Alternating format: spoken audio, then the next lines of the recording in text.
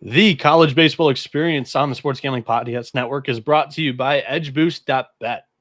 Go over there, get over, and I didn't pull up my ad sheet prior to this, but edgeboost.bet, great partner of SGPN. Head over there and use the promo code SGPN for a $25 deposit bonus.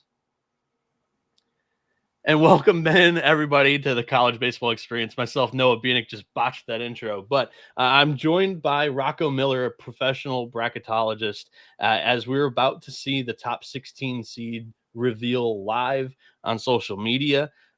Rocco, prior to seeing those 16 hosts, we were talking pre-show, you feel comfortable about 14 teams being host. Last year when we did this show, we said 13. And then we saw two surprises. One, Arizona, who had an RPI of the high 20s, but they did sweep Pac-12 regular season and tournament titles. And then the other one was East Carolina. They had an RPI in the low 20s with an athletic director on the committee. Walk me through kind of what you're expecting in the top 16, maybe a bubble on the top 8 for the super regional advantage to host in the national seed area, and then your bubble around the top 16. Noah, it's awesome to be back doing this with you again this year. Obviously, it's exciting to kind of see how the committee looks at these teams and makes these decisions and how much influence these members will have on the host picture, which we'll find out here in mere seconds, I guess, and then also the overall 64. But the 14 that I think are pretty clear out of the SEC, Texas, Arkansas, Vanderbilt, LSU, Georgia, Auburn, Tennessee, and Ole Miss, 8 of the 16. I believe those are all pretty much locked in as far as, I'd be shocked if any of those 8 are not hosts. And then the other 8, I guess we will start, of course, with North Carolina, who steamrolled the ACC tournament championship game today, followed by Coastal Carolina with their huge win. Those two teams, North Carolina will be a surefire top 8 team. Coastal Carolina, if the committee takes today's result into account, I think has the goods to be a top 8 themselves by tomorrow. That's something we'll learn tomorrow. And then after that, you have both Oregon schools, Oregon and Oregon State, in great shape to host. And I do believe, even though Florida State lost in the semis to that dominant North Carolina team, Florida State's series win over Clemson and Clemson's run to the finals, I think that gets both of them enough to host. So that gives us 14, Noah. And from there, my host bubble, if you will, is down to 4. And you may disagree. You might have another team or two in mind. But I do believe Georgia Tech and Dallas Baptist losing yesterday made it pretty clear that they're going to be number 2 seeds in my view. And I will go ahead and move forward with that committee influencer, Jeremy McClain, the athletic director at Southern Miss, the University of Southern Miss, I should say. And I think that'll be enough to get the Golden Eagles one of the 16 host spots. I believe that was also voted on before today's game, which only helps Southern Miss get a host. And then UCLA, prior to the loss to Nebraska today, UCLA entered the day with a top 10 RPI right as we refreshed the numbers before any action started. And then you also saw they were 14th in the KPI, which is one of the recommended tools that everybody in the committee is looking at. So I thought that was very strong for UCLA. I think the toughest decision overall was to leave the entire Big 12 off of the host list, because the next 2 I was stuck on was either the Big 12 tournament champs, Arizona, who actually has more quad 1 and 2 wins combined than not a lot, but a good chunk of these hosts, as well as that shiny championship right off the top of our brains that we just saw against a very solid TCU team, who TCU, by the numbers, they're 13th in the KPI. They're top 18 in the RPI. They have more than enough credentials themselves to be a host. So I do believe the committee woke up today when they made these final votes with 18 solid options. But as you know, Noah, there's only 16 spots. So that's where I've landed, but very curious to see what we got. Here it is, sharing my screen right now. As last year we had a very, built-in, drama-filled, alphabetical order reveal of these hosts. This year, just one graphic, which, of course, it's anticlimactic. But here are the hosts this year: Georgia, Auburn, Texas, LSU, Chapel Hill, which is North Carolina, Clemson, Coastal Carolina, Oregon State, Oregon, Arkansas, Southern Miss, Tennessee, UCLA, Vanderbilt, Ole Miss, Florida State. Rocco, out of the 16, what was the record here? 16-0, baby. There we go. Every once in a while, every once in a while, a blind squirrel finds a nut, Noah. So yeah, and I think the one shocking element I think that maybe take over the social media reactions will be the Big 12 not getting a host, as I said. But because of the fact that TCU left the door open with the extra innings loss last night, and the fact that Arizona, they had some awesome wins, a great amount quantity-wise of quad 1 and 2 wins to make it happen. They just had a non-conference strength of schedule in the 200s and a fourth place regular season finish. So it wasn't quite what last year's Arizona was able to do, despite the RPI being 31 last year. So, and also, to the point I was making earlier, Noah, I was saying how we had 18 great options this year. I thought last year there was more and more doors opening for a team like Arizona to sneak in and host.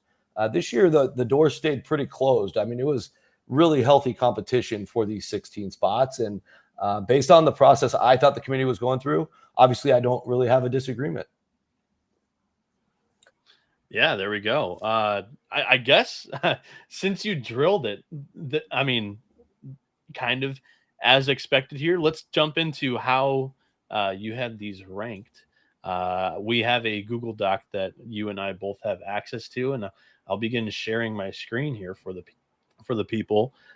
This is what we'll be working on today for the show. Kind of get into the order here. I do think that the number one overall definitely got more interesting as the week went on. Vanderbilt finishes number one in RPI. They win the SEC tournament title. They didn't play any games against Missouri and South Carolina. But you on Bracketeer.org, your website, you still had Texas overall number one. Kind of your thoughts behind that. New conversation, because this wasn't really a thing even a week ago. Yeah, no, it's a difficult decision as well. I think if Vanderbilt's going to make the move to one, that actually would surprise me less than what I got stuck on, which was Vanderbilt getting thoroughly beat by Arkansas. They didn't play Texas head to head, and once Tennessee upset Texas in Hoover, we never got to see that matchup. So you go, more or less throughout the regular season. Texas, of course, with the 22 wins, which was 3 more than Vanderbilt, I believe, in the regular season. Then the fact that Vanderbilt, not saying they had an easy path to the championship, but they did get Tennessee instead of Texas for the semifinal matchup, and they land with Ole Miss in the final. It wasn't Murderers Row, although those are all great teams. It wasn't Murderers Row for the Commodores to get 3 wins in 3 days in Hoover. They had a double bye. So I just don't think the difference between the start of the week and the end of the week, all Texas did was lose to Tennessee, was quite enough to put them above, in my view. And then you get down to Vanderbilt versus Arkansas, which are my 2 and 3. And I can't get over that head-to-head where Arkansas was the dominant team. And, if the committee went through the same process I did, it's going to be really difficult for them to put them ahead of Arkansas either. Now, you can start digging into several other metrics. You can use that SEC tournament title now to to build Vanderbilt's case to get up to the number 2 or number 1 spot. So I won't be absolutely surprised if they get there. But that's just how I did the pecking order. What I will say about Vanderbilt's championship this week, though, Noah, on a positive end, I think it's enough to keep them above North Carolina, despite North Carolina being dominant in the second best league. And North Carolina did not win the regular season by a fraction. They were right there within a game, but they didn't do it. And they did dominate this weekend with some really good wins, beating Florida State and Clemson the last 2 days. But Vanderbilt now comes in the final KPI this morning ahead of Carolina. One of the reasons I like Carolina on Monday was they were actually number 1 in the KPI.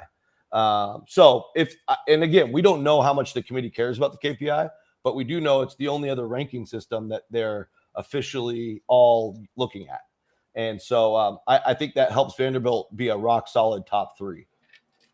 We got Tyler in the YouTube chat here mentioning that Southern Miss is 90-1 on DraftKings right now, and they are now a regional host. So definitely, if you're playing home baseball in the NCAA tournament, not a bad look there, my friend.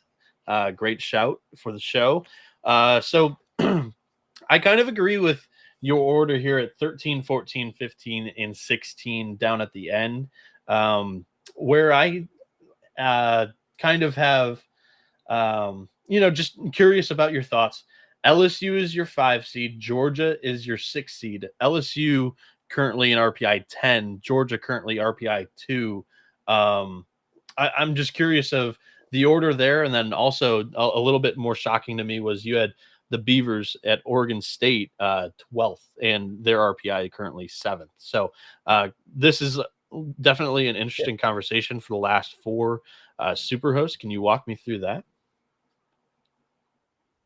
Yeah, no doubt. Well, I think when it comes down to with LSU, Georgia, and Auburn, it got to a point by the end of this week, they were clearly all three belonging in the top 8 from what I, based on some of the other results, knowing that Coastal Carolina had a lot of work to do. They weren't going to be able to get a big win out of their pot of 4 teams in the Sun Belt tournament until the championship game today. So I didn't see any path for Coastal to pass those 3. Then with Oregon, I thought they were already a top 8 at the start of the week based on the fact they played that Oregon State team who was number 6 all week, now number 7 with the most recent RPI update.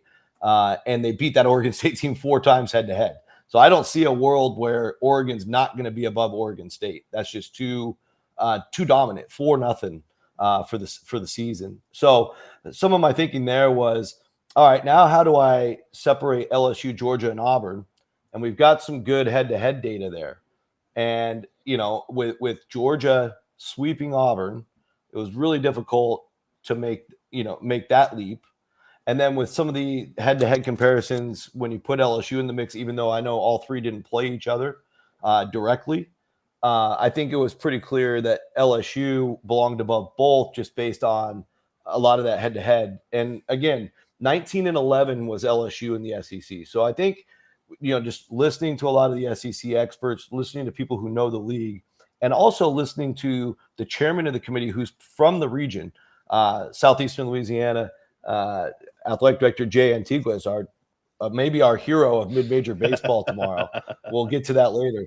But he knows SEC baseball, and he spoke very intellectually about how the teams are looked at. He's a baseball guy. Some of these other people on the committee are also baseball people.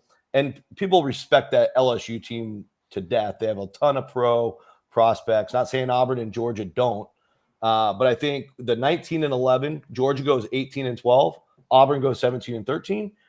Pretty easy to just go 5, 6, 7. So that's how I landed there. And then, like I said earlier, the biggest struggle was, do you take Oregon or Coastal Carolina? And just to kind of finish the part that's all missing here, Coastal Carolina played Clemson twice, beat them both times.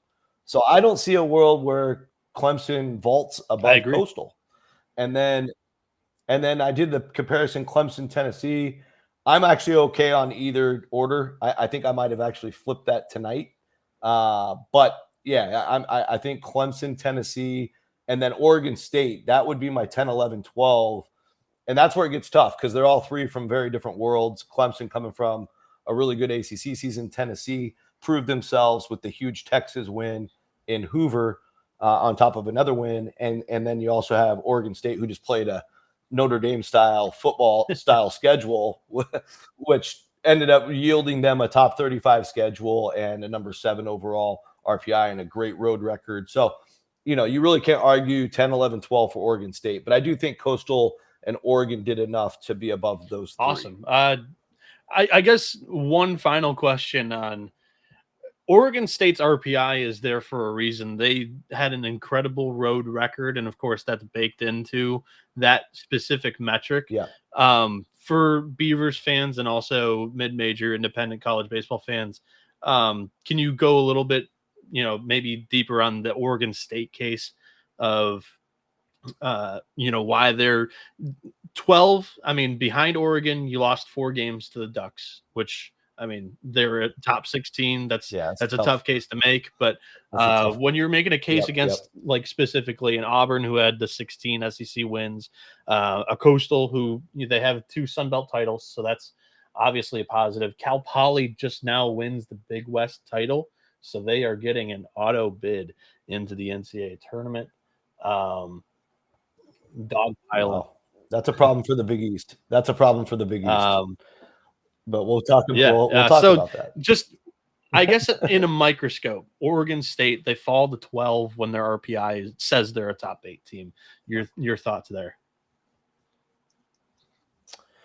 Yeah, well, I think when it comes to comparing Oregon State to the Auburns and the Georgias and the LSUs, maybe not LSU because they are above LSU, but assuming you've gone through that LSU, Georgia, Auburn process like I explained first, it's really difficult to put the Beavers above the number 2 and 3 teams. So I think that starts to scoot them down the list. Then you've got the Oregon problem where they're 0 and 4. Coastal, it's tough to put them above Coastal just due to the fact that, and again, you could argue that you could make that argument because I think the best thing the Beavers have going for them is they played, I'm adding it up here, 32 games that were not in Q1. And in those games, they only lost once in Q3. And they're basically perfect in anything but a Q1 game. That's I think that's the most impressive bullet point. If I was representing Oregon State in the committee room, which nobody was, by the way. Well, there's the AD from Portland, that's what I'd be talking about. I mean, is he maybe Scott, hey, Oregon State, I'm here. I'll get you this spot, and maybe you get I'll take that AD job in a couple of years. I don't know if there's any kind of impact there or whatnot, but Yeah, it's interesting. Yeah, Scott's a good friend of mine, actually. He's a great guy. I'm sure he's sticking up for the Beavers and trying to do the right thing there for his there's only, 3 or no, well, in college baseball, I think there's only 3 in-state Oregon teams. So him and the two dominant schools. So that might help. But I do think when you go into the fact that they're 11 and 11 in Q1, and then you're comparing them to just, at that point, I'm down to comparing them to Clemson and Tennessee. Tennessee went 14 and 11 in Q1. Obviously, they sprinkled in more losses after that. But Tennessee's top end wins. I went through where I ended up with Oregon State. Just let's cut to the chase here. Is I went through the whole season and looked at who they played in series. Obviously, there was a lot of quality, but there was also a lot of teams kind of in that, they had that impressive series out in Des Moines and beat Iowa. Well, now today we know Iowa's not a tournament team. So at the end of the day, how you kind of have to go back and reconcile some of that stuff. Some of the stuff we were impressed with a few weeks ago lost a little bit of its luster by the end. And now that they have the Cal Poly series win, and Cal Poly's in for sure, that certainly helps. But yeah, I'm not going to make a strong argument for them 10, 11, or 12. I just thought with the amount of beef that Clemson had acquired and the amount of beef Tennessee had acquired, just the proof in the pudding, if you will, it was enough for me to assume the actual committee would vote those teams who they get to see all the time. Most of those voting members would be enough to put them above Oregon State. I think Scott Lycombe from Portland, the athletic director, is the only West Coast representative in the entire room. So that's all part of my dynamics of trying to guess this. It's not about my opinion. I think Oregon State's plenty capable of beating a lot of these teams. Perfect. As you're talking, I'm kind of figuring out which the 4 seeds are going to be, and then we'll get into the field of 64 bubble there. 7, 8, 9, 10, 11, 12, 13, 14, 15. I need one more. But so last night when I was looking at this thing, this is kind of where I specifically landed. As people can see on the screen, this was my personal from last night. Your last teams in as of this morning: Oklahoma State, UConn, Cal Poly, Troy, and then the first teams out of the field: Virginia, Arizona State, Southeastern Louisiana, Texas A&M, UT Rio Grande, and Xavier. Where I think I might have my first question is, you mentioned it right after Cal Poly dogpiled that the Big East may be in trouble here. UConn yesterday was my last team into the field. UConn yesterday was this morning was one of your last teams in the field. So is this a bad thing for the Huskies and for Xavier Musketeers? I think it is, and it's a long answer for why, but yeah, we can start with the fact that I like to think about it from the top down. So of course, the best league in baseball is the SEC, no doubt. And I think we can all agree that Texas A&M has become a casualty, even though they got 2 wins in Hoover. So technically they're up to 13 wins. And one of the biggest things I was talking about the last time we did this was in college sports right now, it's all about the money, period. End of story. There's no debating that. And so the committee, in my view, is going to do everything they can to get as many SEC teams in as possible. So I'm not writing Texas A&M off. That's why in my blog post today, I said still not dead, because there's a world where they find a way to get them in. But given the fact that 11 regular season wins in the SEC hasn't gotten a team in, no matter what they did in Hoover, besides taking the entire auto bid since 1999, gives the committee kind of a backbone to leave them out. Will they actually do that? We'll find out for sure tomorrow. But that's why it was a little bit easier for me to stomach them out. You might have noticed after their second win this week, I actually had them in for a day. So then you go to the ACC, the second best league. They came into the week hoping that they could find a way for Notre Dame and for Virginia to get in. Well, they both lost to Boston College. So they kind of made that easy to leave them both out. But Florida State's athletic director is on the committee. He's going to fight for Virginia's got an amazing case, especially, I know they're 62nd in the RPI this morning, but they had that tragedy at Florida State, which canceled their 3 most important RPI games of the season. And nobody's going to know that story better than Florida State's athletic director. So who's on the committee? So you can't write Virginia off. And the way he approached the week was, how do I get these 2 bubble teams in? Is he going to be okay with losing them both? We got to wait and see how that plays out. And those are the 2 most powerful leagues. Then you go to the Big 12. The Big 12 had, an amazing finish to the regular season that allowed what I call the middle to beat up on the top. It kind of, which is why you saw no Big 12 hosts announced today. So with Oklahoma State and Cincinnati emerging as tournament level teams, I think that's really bad news for Arizona State, because I think somebody's got to go in the Big 12, and Oklahoma State swept Arizona State to end the year. Then ASU shows up in Arlington, Noah, and loses to BYU, the last team that qualified for that tournament. So just an awful final impression for the Sun Devils. I know it's brutal to stomach this because they went 18-12 in the conference schedule, but I just think that's going to be too much and too easy to parse apart, especially since in baseball they do seem to care how you finish. And nobody finished worse than Arizona State. So then you get into the mid-majors, right? So with the mid-majors, Troy, I think they're most solid case all year. And I really do, if we're looking at these teams equitably and as independent entities, which is how we're supposed to do it and how the rules and the policies read we're supposed to do this, then Troy, I don't see how you could leave them out. They won every series until getting swept by Southern Miss. And I get it. They lost again to Southern Miss. So they go 0-4 against that one team. But they did get a series win over dominant Coastal Carolina, who's got a great chance now to be a top 8 seed tomorrow. They had a game at Mississippi State this year that they won, who's also a SEC level tournament team, beat them on the road. And they schedule out of conference RPI. That's a fun stat to look at, and the committee has access to. Troy is number 14 in the country. And that's extremely amazing. So then you get over to the Big East, and now you're down to UConn or Xavier. There's totally different reasons to like both. Xavier had a top 4 schedule in the nation, scheduled everybody, played everybody, picked up some great wins. They split 2 games with Oregon. I think that might be the most impressive thing they did out of the league.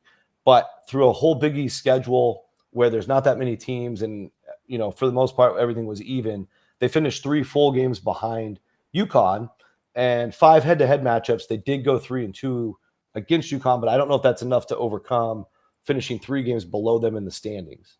So then UConn, I like their case a lot because they've won at Miami. They played one-off games against Vanderbilt and at North Carolina, two of the best 4 teams in the country, Noah, and they beat them. So I'm down. For me, that last spot is UConn or Troy, and I feel gutted for either one of them. I think there's hope for both because, again, I don't want to get down in the weeds of any kind of like conspiracies, but there has been baseball committees in the past where they've been known to do some horse trading. Now that we know that the Sun Belt got 2 hosts, do they trade that horse for leaving Troy out? I don't know. I don't know if there's anybody to trade because one of the other big factors is the Big East does not have any employees on the committee this year. And that could be disaster, as we saw with the CAA last year, who had 3 deserving teams and only 1 got in. This year, Big East, 3 deserving teams, and maybe only Creighton gets in. I thought, honestly, a couple of days ago, Creighton winning the league would have been like best case scenario because they had the lowest RPI. Then you would at least get 2 and then possibly be able to make a case for, that 3rd team. But Rocco, I think the other fascinating thing here is the chairman of this year's committee does happen to be the athletic director of Southeastern, J.R. Teagues.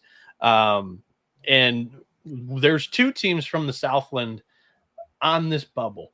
UT Rio Grande has the noticeably better RPI.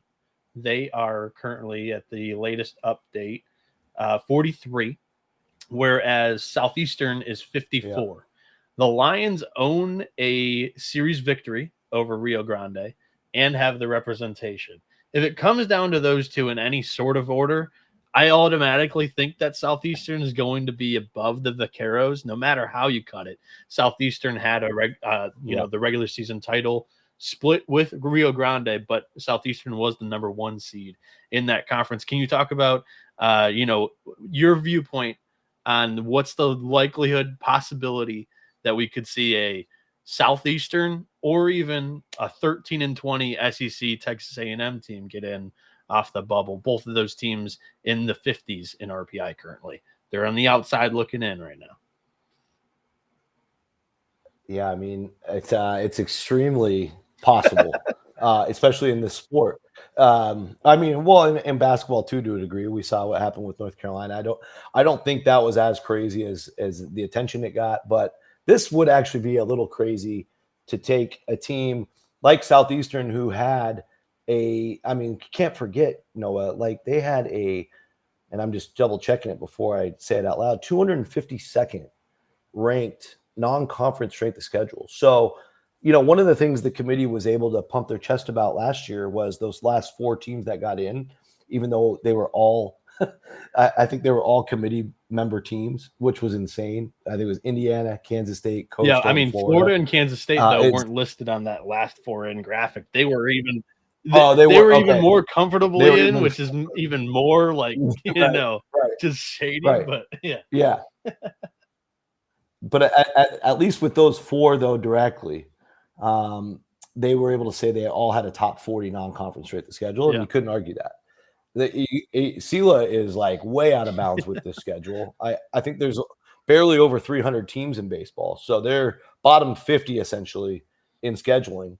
And they don't really have that big of an excuse because in baseball, teams aren't really afraid to play each other. You're in a great region to get games with Texas teams, Louisiana, Alabama, Mississippi, et cetera, right? So, that's a tough one to swallow for SELA. But at the same time, last year's chairman was Coastal's AD, and he was on his way out. Also a former baseball guy, I believe. And, man, I just and then you start digging in the Coastal thing too. Real quick, the coach was his final year, so they got him into the NCAA tournament. It was the coach's final year. Yeah, and then but it was Matt Hogue's last year on the committee as well, the AD, right? So this year, it's a little bit of a combo because J.R. Teagues, am I saying that right? Artigues, one of the 2. Artigues, I've heard that. Okay, I want to get that right. So J.R. Teagues, I've been researching him all week because I think this is the most. I saw you write about it in one of your articles this week. It was great. Yeah, so not only is he the athletic director at Southeastern Louisiana, but he's also the 8-9 year former coach. He also owns a massive training facility for baseball and softball prospects and all ages for kids that recruits come from. So he has influence on a bunch of these baseball and softball players going to the SEC, the ACC. He probably knows people at basically in every conference given all the involvement he has. He is a very well connected baseball guy on all levels, from kids through his former work, through his current work as an AD, to being on this committee now, I believe, for 5 years.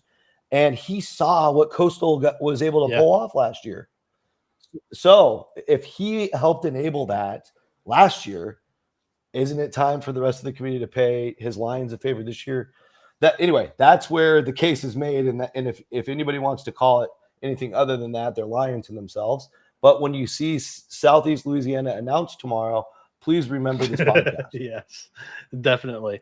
The final team on the bubble that I just want to get your thoughts on real quick before we start slotting these teams into some regionals and having some real fun here is Kentucky. 13 SEC wins, quad 1 and quad 2 record, not pretty. And we're really not talking about them really sweating it out on Selection Monday. Is it the 13 win rule? I mean, it is under 50% for those SEC 13 team or 13 win teams. But how confident are we in that Kentucky really is kind of, a shoe in right now? Yeah, I mean, honestly, I don't love it because I think you could pick them apart and leave them out in a lot of ways. I mean, they're 8-19 in quad 1, and for an SEC team to lose 4 games outside of the top 2 quads is, those are stubbing your toe type of games with the talent gap you typically have against quad 3 and quad 4 level programs. But the reality is, like I said, with Texas, I was even concerned leaving Texas A&M out because all the consolidation and power is going to this Southeastern Conference, and they are the dominant conference in baseball. To see them not get one of their teams in that did everything they need to do with 13 regular season wins is way too much for me to gamble on. The whole point of my forecast is to be accurate. So, I'm definitely putting my chips on the table on Kentucky getting in based on just those basic facts. So as I'm filling this out right now, it's live. I mean, we're doing a live show currently.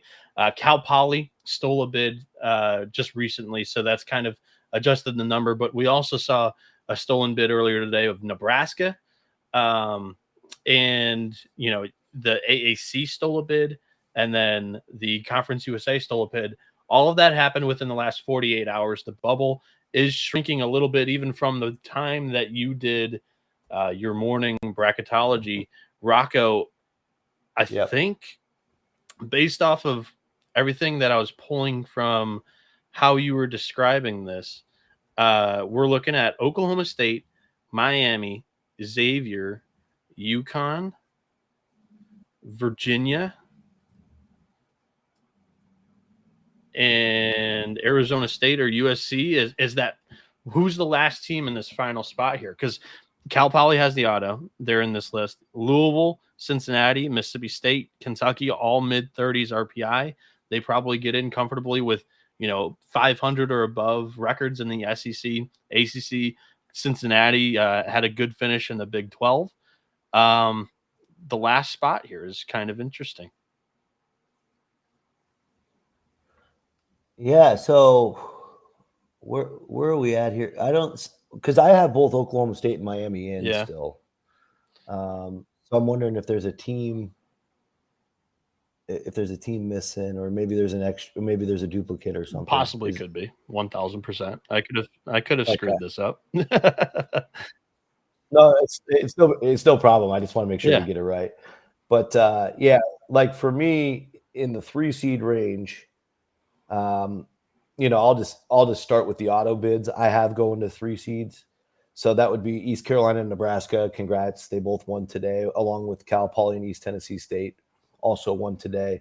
I'm assuming Stetson, but they have work to do as the last cliffhanger conference. And then Western Kentucky, congrats to them. Creighton and Rhode Island from yesterday. So that would be 3, 4, 5, 6, 7, 8 in the 3 seeds. So you have 8 more to grab. And so then my next 8 would be Kentucky, USC, Cincinnati, USC, Mississippi State, Miami. Yes. Ooh. Okay. I had them out yesterday, so I'll be interested on your case for the Trojans there. Oh, okay. We got some fun coming. Okay. Sorry to interrupt. Keep going. Oh, yeah, no worries. So the 8 that were not conference champions, so basically these would be the last 8 in at this moment. Well, I haven't decided on Troy, UConn, or Southeast Louisiana, so let's just say 7. Kentucky, USC, Cincinnati, Oklahoma State, Mississippi State, Miami, Kansas State. So 7 of the 8 spots to those, with probably my final decision being Troy, UConn, or SELA. So out for me, just to review, would be Virginia, Arizona State, Texas A&M, UT, RGV, and Xavier.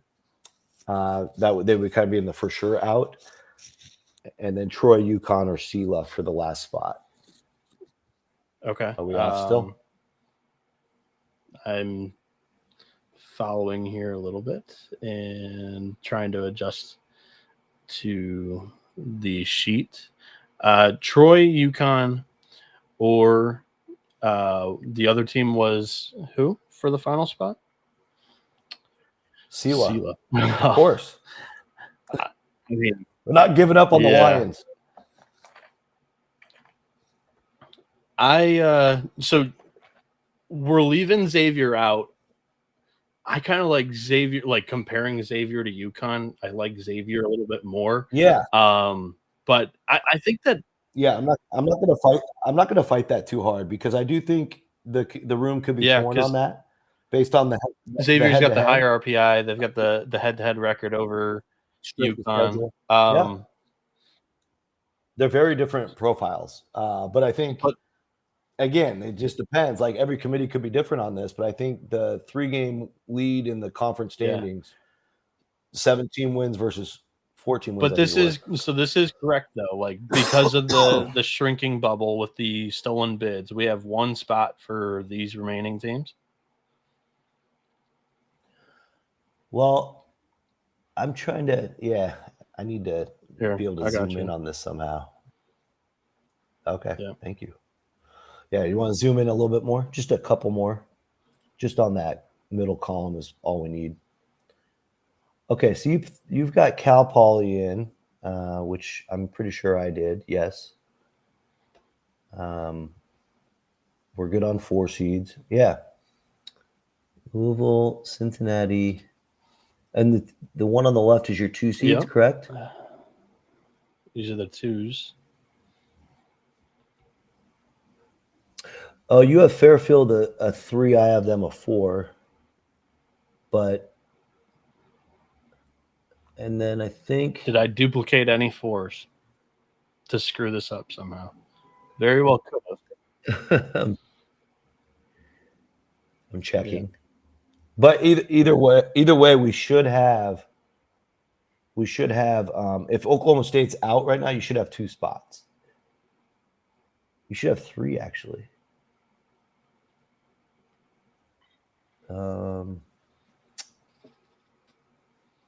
How did I screw this up so bad?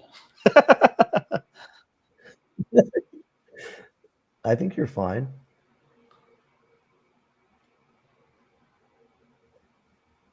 Yeah, I'm not able to really catch it just by eyeballing neither am I. If you want, I can share. Would it help if I shared mine? If you want to. I just the Cal Poly win put them like in the field, I guess. Nebraska winning today also shrunk your field by 1. Yep. So out of that list, I've got 8 auto bids, and I think you have 9 because you have Fairfield. So on my 4 seeds, I think my best team is Columbia, and now I had to move Houston Christian into the 4 seeds. I had them as a 3 this morning, and then the 8 and the 3 seeds: Rhode Island, Creighton, Western Kentucky. You with me so far? Rhode Island, Creighton, WKU. Yep. Stetson, ETSU, Cal Poly. Yep. Nebraska, East Carolina. Boom. Okay, so those are the 8 autos.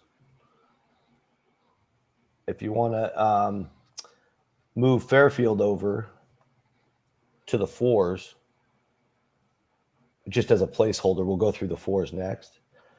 But the 3s, I still have Kentucky and USC, which you just have Kentucky. Oh, then I also so here's the issue. I'm an idiot. So this is 16. I originally had 15 in the columns. So that's there we go. So we're good. Yeah. I knew it was something. All right. Well, we might need one more spot still, but we'll go through it anyway. Yeah, we do need one more spot. But you should have one room. Of these teams is now a 2 in this column. So yeah, I royally screwed that up. And if you want to save time, you can just put Louisville as a 2. I think that's where I landed. If you want to just they were all right in the KPI. I remember checking them already. Yep. So 4 teams. Now you've got 4. All right. Well, I've got Oak State and Miami in. So if you and USC. So if you want to save USC to debate them, my thing with USC is that now I had them out last night, but now you have a Nebraska team who's representing the Big Ten and may have taken one of those ghost bids for each conference, right? But also, I'm looking at USC, and they have the 8 Q3 and Q4 losses, the borderline 100 top 100 non-conference strength of schedule. And then when I went through and pulled performance in these series, their best series win was UCLA, and they really didn't have another impressive win to me. Maybe I'm grasping, but I even had pulled their record against the field as of yesterday, I believe. So maybe I have that, maybe I don't. But I guess maybe your case for USC is. Well, the Q1 and Q2 combo was pretty dominant compared to a lot of the other options, especially when I was looking at your Troys, UConns, and Cal Polys of the world. But now Cal Poly's out of the conversation. The UCLA series win was at home, but that's a better series win than UConn has, for example. And so some of it's just comparing apples to apples. Now, I hear you when you say they played Oregon and went 0-3. They've got a crack at UC Irvine, lost. They did win on the road at Arizona State, who is a fellow bubble friend, an old conference friend. They also lost a UCLA game that was part of the Southern California College Baseball Classic, so they actually went 2-2. But they also beat Vandy and UConn head-to-head in that same event. So now you've got to win over the SEC tournament champions on your resume. They also they did have a road Irvine win early. So I think all that's a little bit more weight than at least the mid-major hopefuls have. When I'm saying that, I'm really just focused on Troy and UConn at this point, and I'm assuming that's true with Sela as well. And I also thought, from talking to the Big Ten and listening to a lot of stuff in the preseason, there's a huge initiative to get this league to 5 bids. And I think that's going to be a huge deal for the Indiana AD, who's still on the committee. I think they really wanted that bid steal to get to 4 this weekend. They got it. And I just think USC's done enough on a national level with some of those wins I mentioned to not get snubbed. But could be wrong, been wrong before. But I like their case a little better than some of the others. All right, so USC is in.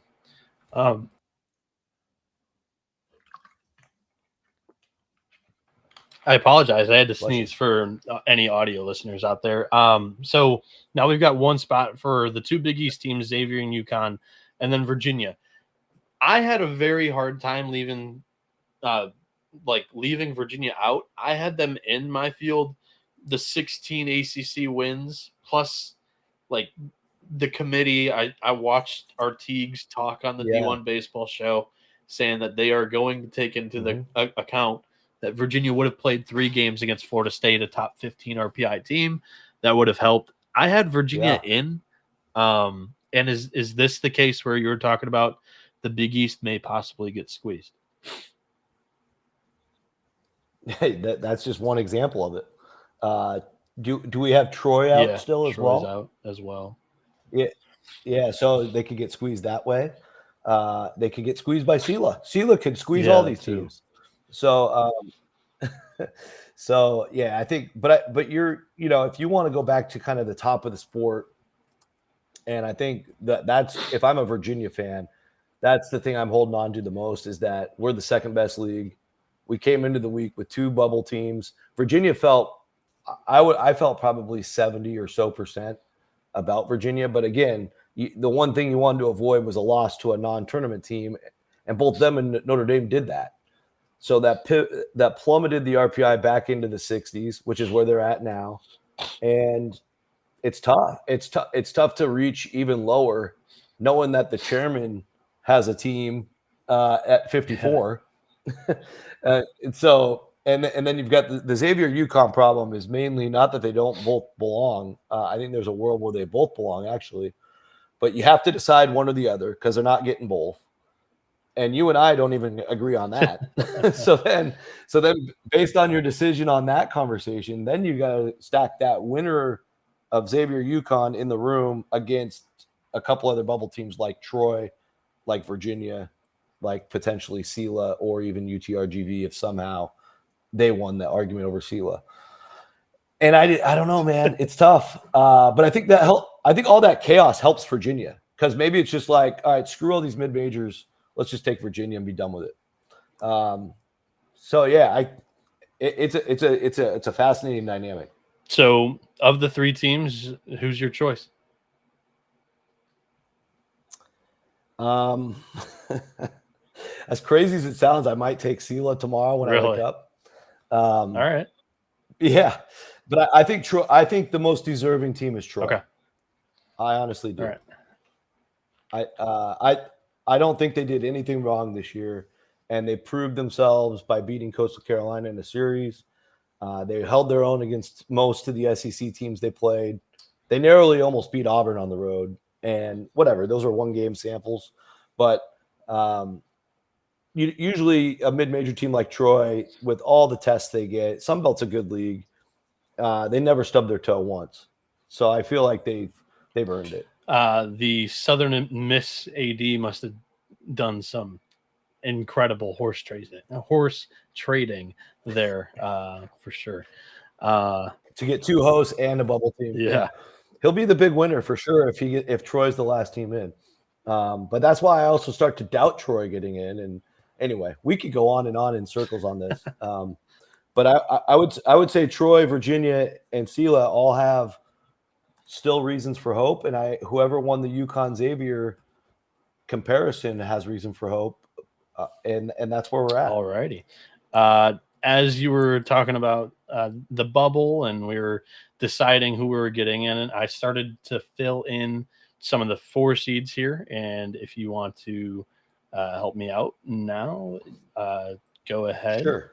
And I'll get this out of the – oh, shoot. What did I just do? I'll get this up here. And then we can do this. All right. Okay. Well, one of the helpful exercises that I've been able to kind of bank on through the 4-seed process, especially, is the bus ride rule. So if you qualify within 400 miles of a bus ride, some of these teams have multiple options. Like Murray State's got 4 or 5, right? So with Murray State being a top 100 team now, I've got them going to Ole Miss, where they qualify within 400 miles. St. Mary's qualifies for UCLA. So since we have UCLA, that's a nice one. USC upstate's got to be Clemson, enough, right?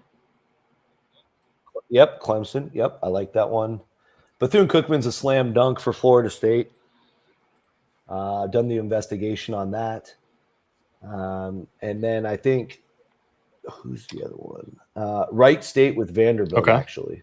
That's a stronger they could go, but yeah, that's definitely regional. Well, yeah, and I can explain that a little bit. So Miami, Ohio is also in the mix, and they're low 80s now with the MAC title. And so I think Miami, Ohio ends up in Knoxville where they qualify within the 400 bus ride miles. And then that's going to push Wright State, even though they are also strong, I think, to Vanderbilt. Also, you had the Wright State not too long ago had that dramatic loss at Tennessee Regional. And so they don't want to go back there. So we got to get them to Vanderbilt this year. Yes, got to get them to Vanderbilt.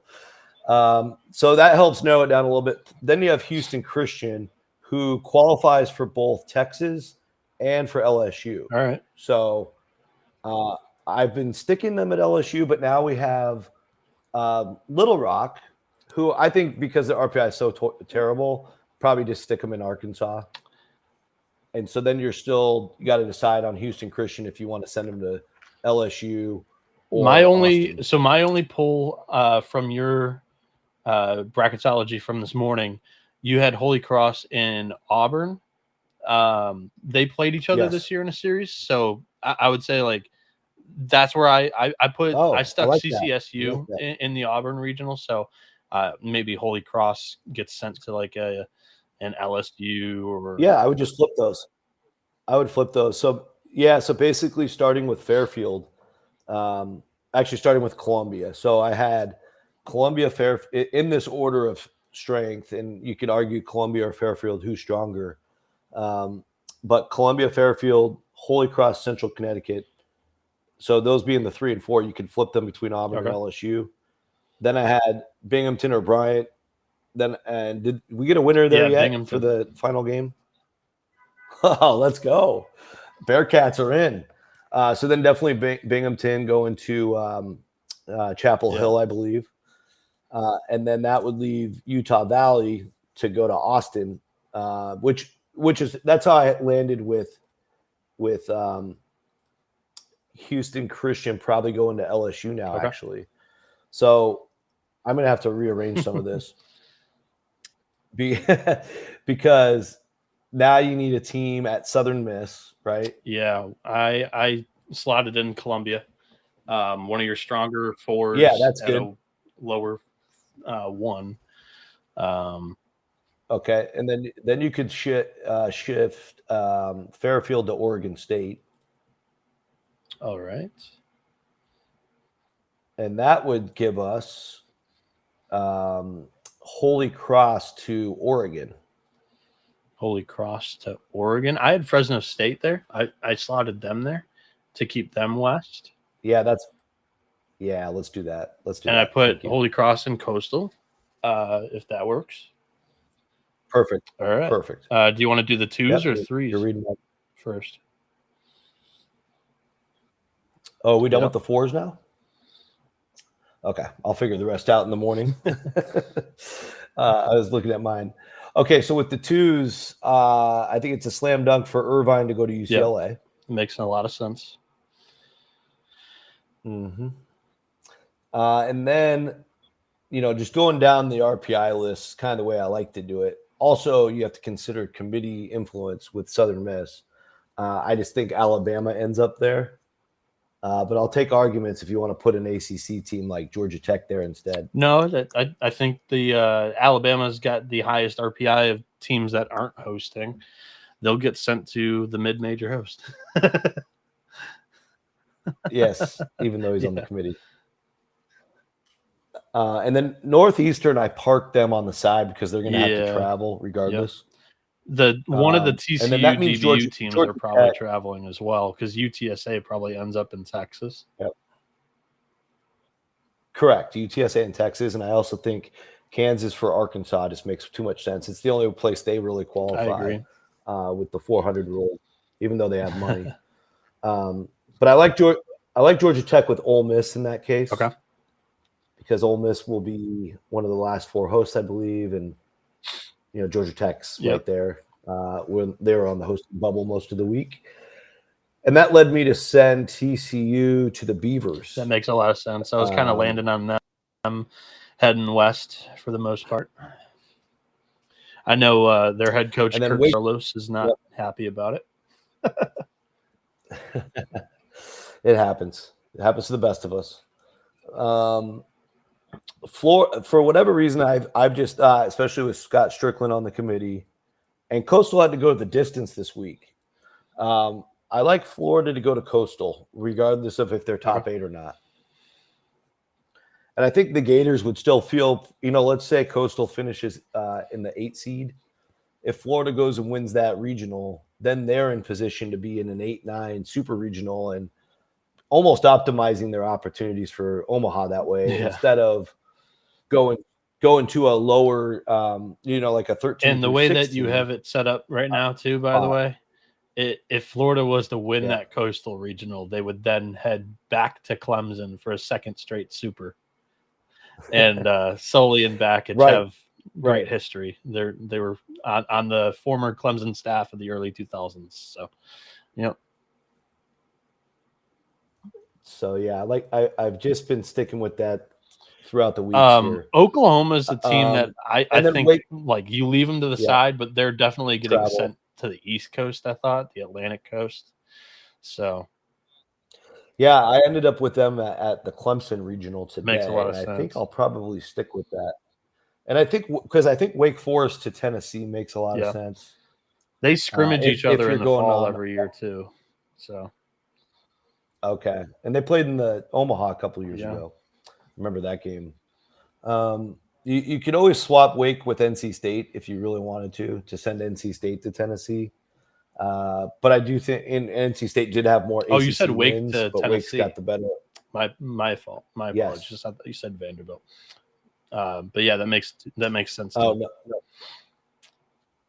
Actually, we could go to Vanderbilt next because I think Louisville's if they're going to be one of the last 2s, they're a shoe-in for Vanderbilt. I agree. And I did the homework on this. I've done the homework on this. They haven't played in a regional a while. Vanderbilt regional, but they're rivals. In a long Can I pitch Wake Forest possibly somewhere else? West Virginia is a really good partner for Tennessee, right? With travel. Yeah. But I have West Virginia qualifies for UNC as well. Well, they played each other in the Super last year. I could definitely see the committee doing that, but also Sure. Also forgetting. They forget a lot too. That was one of the better super regionals last year. I would be very surprised if they get matched up and pinned up against each other, but sign me up for it if it does happen. I was landing with Oklahoma, honestly, to North Carolina a lot.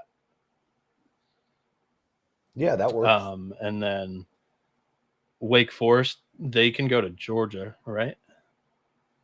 That's drivable. Yes. And then we got to find a home Tennessee. for Duke then. Okay, so Duke's the odd man out here. They go to Auburn. Can they drive to Auburn?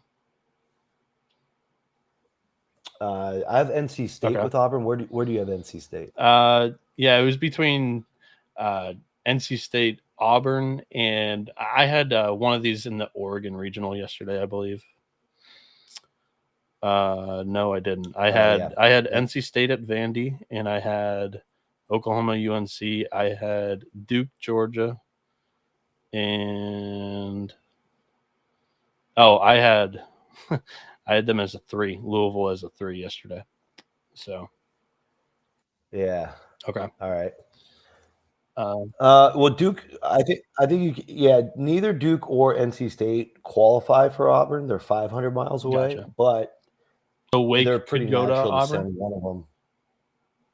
Any of them could. They're all not qualifiers because they're from the same part of North Carolina. But Wake, any of them will qualify for Georgia. Gotcha. So whoever you think is probably the highest of those 3, which strongest, or weakest, probably the strongest because I'd say the strongest because they would want to play closer to home. I would probably say that's maybe Duke. Maybe Duke cares the less the least, though, because I feel like NC State and Wake Forest fans are much more likely I will to travel. Committees probably don't care, but Duke got sent west last year, so they probably would. They went to Oklahoma, didn't they? Or no, they played went to Oklahoma yeah. in. Was that it? Okay. So what does that leave you We've with? got 2 ACC teams with 3 non-ACC hosts, so got to find a home first for Wake and NC State. We've got Oregon, Auburn, and LSU. Well, Wake lost to Cal in the ACC tournament, so if somebody has to go to Oregon, it should maybe be them. If you have to send one of them that far, I was actually doing like DBU, TCU as possible, like head out west, but Wake makes sense too. Okay, I threw DBU at LSU. Okay.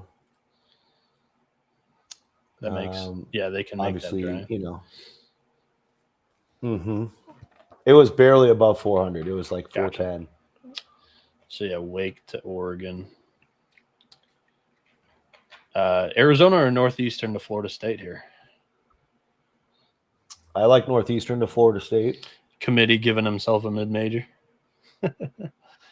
And then well, I think Arizona, I had Arizona with Oregon. I thought that was a little bit more of a reward. And you could send them to either Oregon.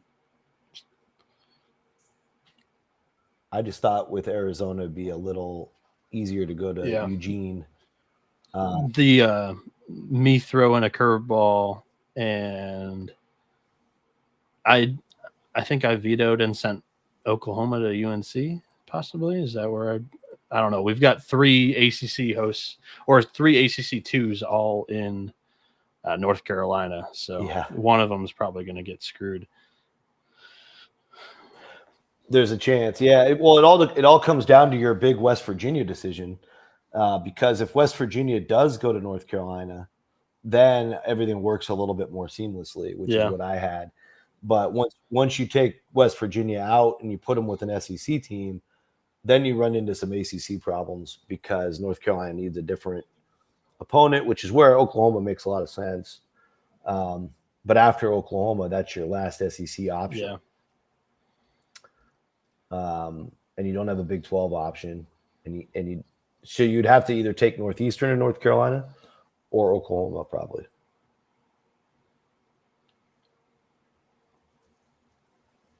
Yeah. But at this point, let's just stick with what we got and build on it. But I think just based on Florida State being one of the lower ranked hosts and Northeastern being nearly perfect all year, that's a pretty fair matchup 1-2. Like if you're trying to balance these regionals out at all, which they say they try to do. All right, so 3 seeds. What are your slam dunks here for regional pairings? Yeah. Well, if we have Northeastern in Tallahassee, I think it's a quick slam dunk to throw Mississippi State, who qualifies in the 400 rule for Tallahassee. It's also, they've been there before, but it's been a bunch of different NCAA tournaments since then, so they're going to be ready to go back based on that. Then let's see, Cal Poly as champions, probably want to reward them. I threw them in Corvallis with TCU. Then with some of the struggles, well, actually, let me just jump to Stetson. Yes. Because I'm assuming Stetson wins tonight. But Stetson's already done the Florida State thing. They were there last year. So the only other qualifier, if you can believe it, they didn't even qualify for Coastal within the mileage, but they qualify for Auburn. So I like Stetson to go to Auburn due to that. Plus, a lot of other teams can't qualify for Auburn. Then I think it's also easy to throw Creighton in Arkansas. By the way, this is off topic. Not sure if you know it, but Stetson was my mid-major Omaha 8 prediction, and I love Let's go. I love the Auburn 1 seed just for that prediction. I think that's a 1 seed that they could be able to compete with. Well, hey, well, now you know that they're like exactly 400 miles from perfect. Auburn. Yeah, because I was kind of I typed in like baseball field to baseball field, and it was almost exactly 400. So Cincinnati is really close to Vanderbilt. Is Vandy going to get 3 power schools though? Well, Cincinnati, yeah. Well, I think Cincinnati's. Well, now, with you putting West Virginia, I can't do that anymore. I had them going to Knoxville, so obviously can't do that. And I think they're only going to qualify for Nashville, so you might be stuck with Gotcha. that. Is Western Kentucky a Vandy qualifier? Yeah, I've got WKU going to Vandy. That's pretty close, actually. I've driven that personally. Then I think it gets interesting with East Carolina. I think they can go to Coastal. I have to double check. They could. Have they been together? Yeah, I think ESU and Coastal were in a regional in 2022 or 2023, one of those 2 years. They could be a mid-major in the North Carolina-Oklahoma regional.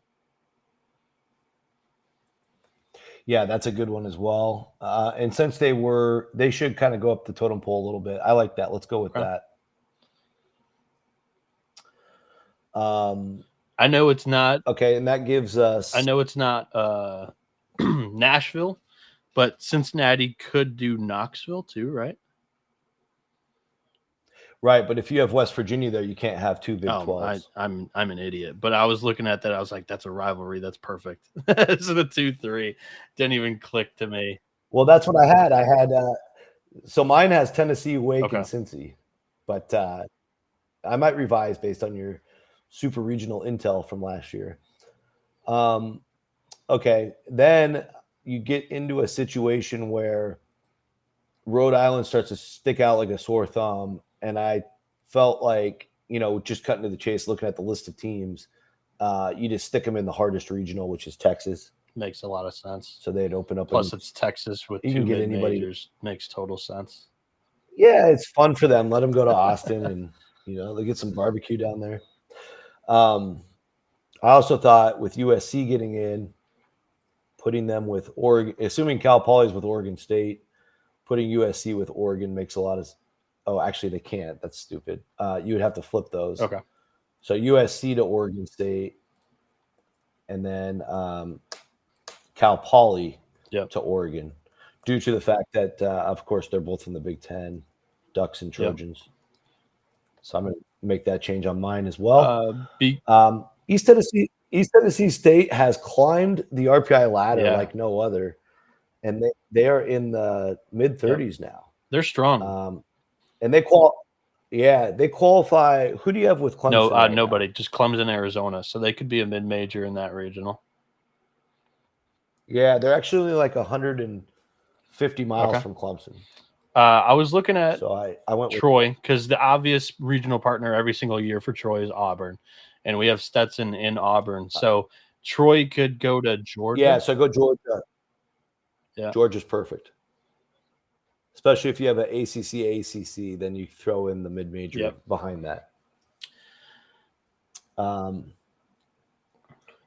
Okay, and then there is Kansas State. The theory there has been they're going to end up in LA. That's Ben Upton's theory. I love it. we both agreed on that. AD on the committee wants an LA vacation, 1 weekend in LA. Yes. Oh, it's beautiful. It's so big brain. It's actually it works. It does. And then I think with Miami, it makes sense to put them with the Southern Miss Alabama. Okay. Yeah, that works. My nomination here is Nebraska to LSU. We just saw it in softball. Nebraska LSU regional. Yeah. And there's a mid-major too. So Nebraska would be a power conference 3 in Baton Rouge, or it could be Oklahoma State. I've got Oklahoma State with Ole Miss just because they're a little stronger. Okay. Well, we have. Oh shoot! Did I screw that up? Yeah, I did. Okay. I put USC one slot too low. So then Nebraska to LSU, I think, makes some sense. Yeah, we can always switch it around if it doesn't work at the end. And then but Kentucky would. Oh yeah, it does not work because Kentucky keeps having to go to Oregon for me because of the fact that they you have to look at the ones and twos, and if they have an SEC in there, you obviously can't send them there. So just go from the bottom up and put them in the first one you see. But usually it's an Oregon team.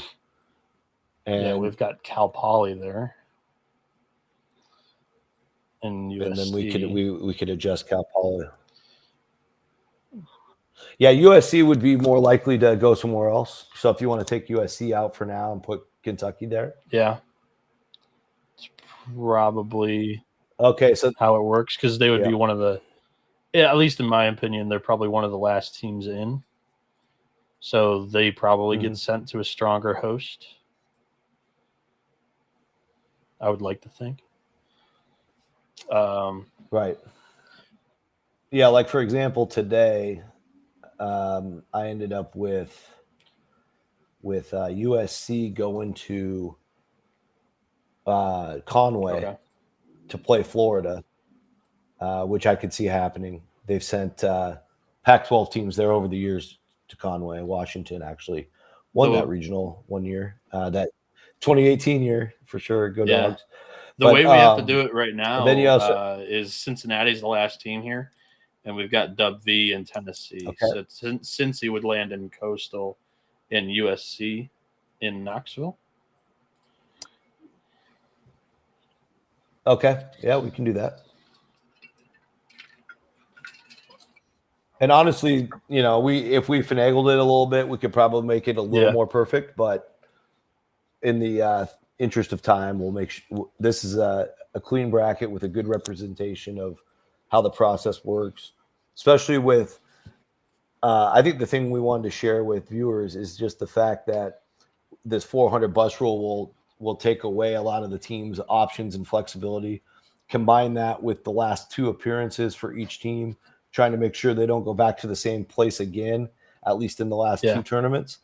And once you get past that, then it's kind of a free-for-all, and you could end up somewhere totally random, which is what you're looking at most likely with Kentucky for sure, just based on the SEC math, and then probably a few others as well. So it'll be interesting. Yeah, I always find that to be the most fun part about it. I know, like in basketball and baseball bracketology episodes, like not a lot of people actually show the bracketing and like where the teams get slotted into the regionals. Never.